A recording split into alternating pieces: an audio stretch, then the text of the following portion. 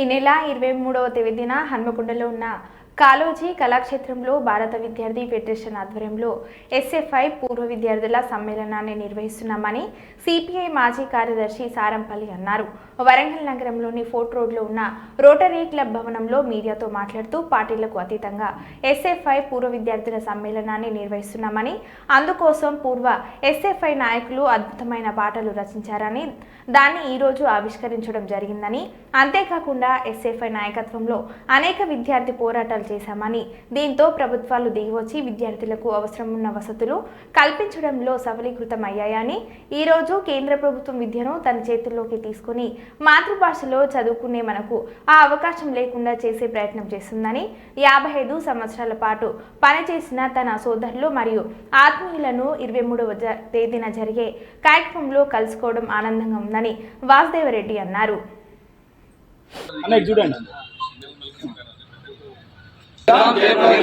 SFI పూర్వ విద్యార్థుల సమ్మేళనాన్ని జిందాబాద్ జిందాబాద్ జిందాబాద్ జిందాబాద్ జిందాబాద్ జయప్రదం చేద్దాం ఎస్ఎఫ్ఐ పూర్వ విద్యార్థుల సమ్మేళనాన్ని స్వాతంత్రం ప్రజాస్వామ్యం సోషలిజం వర్ధిల్లాలి స్వాతంత్రం ప్రజాస్వామ్యం సోషలిజం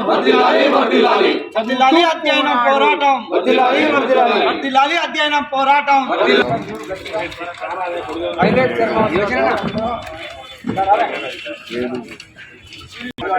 అందరి దగ్గర జరగండి దగ్గరకు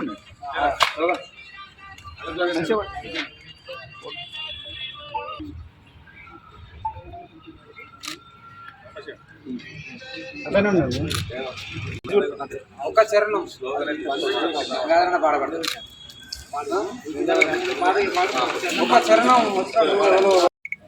ఈరోజు ఎస్ఎఫ్ఐలో పనిచేసినటువంటి మా సహచరులు పసునూరు రవీందర్ ఈరోజు జ్ఞానపీఠ అవార్డు,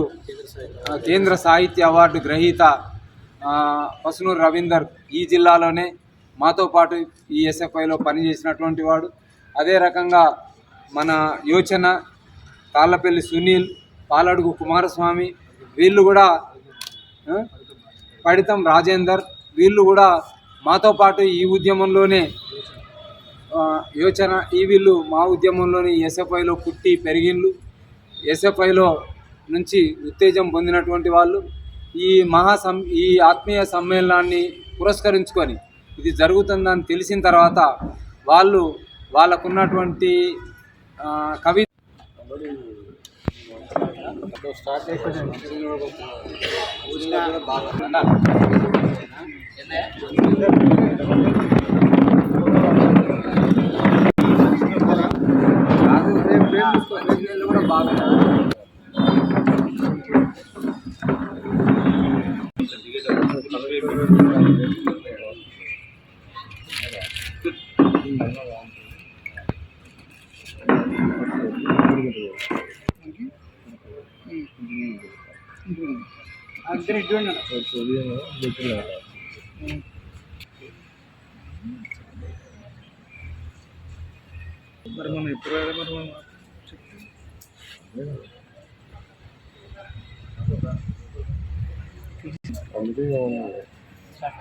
సాధించుకున్నటువంటి హక్కులు కూడా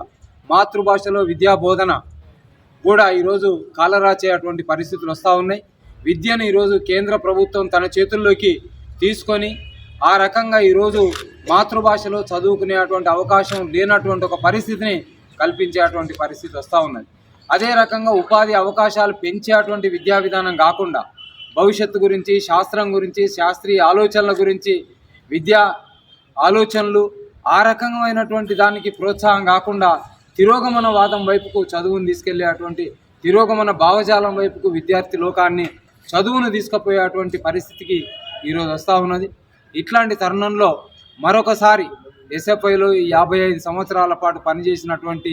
మా సహచరులు, మా మిత్రులు, మా పోరాట యోధులు వీళ్ళందరినీ మరొకసారి కలుసుకొని భవిష్యత్తులో పత్రికా విలేకరుల సమావేశం ముఖ్యోద్దేశము ఈ నెల మార్చి 23 భగత్ సింగ్ 95వ వర్ధంతి సందర్భంగా ఎస్ఎఫ్ఐ భారత విద్యార్థి సమాఖ్య 1970 నుంచి ఇప్పటి వరకు పనిచేసినటువంటి కార్యకర్తలకి నాయకులకి ఒక పూర్వ విద్యార్థుల